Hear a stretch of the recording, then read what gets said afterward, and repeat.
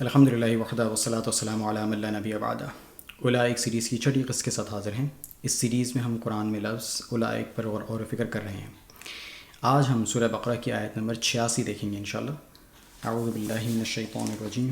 اولئک الذین اشتروا الحیاۃ الدنیا بالآخرہ فلا یخفف عنہم العذاب ولا هم ینصرون۔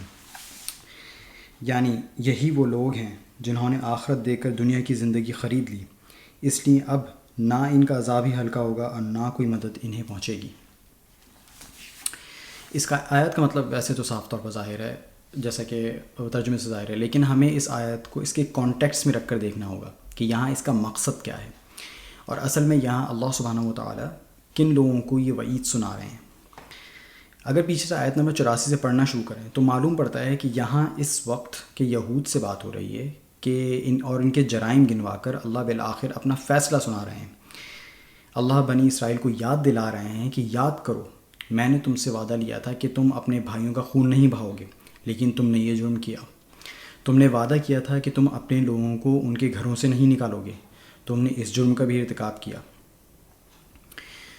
اس کے بعد تم نے ظلم کیا، تم نے ظلم اور حق تلفی میں اپنے بھائیوں کے خلاف دوسروں کی مدد کی۔ پھر اس کے نتیجے میں جب وہ قیدی بنا لیے گئے تو پھر ان کو چھڑانے کے لیے تم فدیے بھی دیتے پھرے، جبکہ اصل میں تو تم ہی تھے جن کی وجہ سے وہ اس مصیبت میں پڑے۔ اس کا مطلب تو ایسے ہی ہے جیسے تم کتاب الہی کی ایک بات کو مانتے ہو اور دوسری کو نہیں مانتے۔ اب تم دنیا میں بھی رسوا ہوگے اور قیامت والے دن سخت عذاب میں پہنچا دیے جاؤ گے۔ یہ وہ باتیں ہیں جو اللہ تعالیٰ نے پیچھے سے بات کی۔ اولئک سیریز کی اس قسط میں یہ بات بھی بتانا میں آپ کو چاہوں گا کہ ان سب باتوں کو کرنے کے بعد یہ بات بھی ہمارے ذہن میں ہونی چاہیے کہ حدیث کے مطابق امت محمدیہ اور بنی اسرائیل پیر کی دو جوتیوں کی طرح بالکل ایک جیسی ہیں۔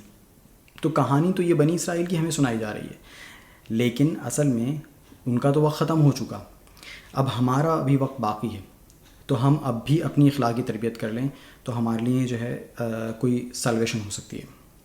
اللہ ہمیں قرآن کے مقصد کو سمجھنے والا بنائے۔ اقول قولی ھذا استغفر اللہ لی ولکم ولسائر المسلمین۔ السلام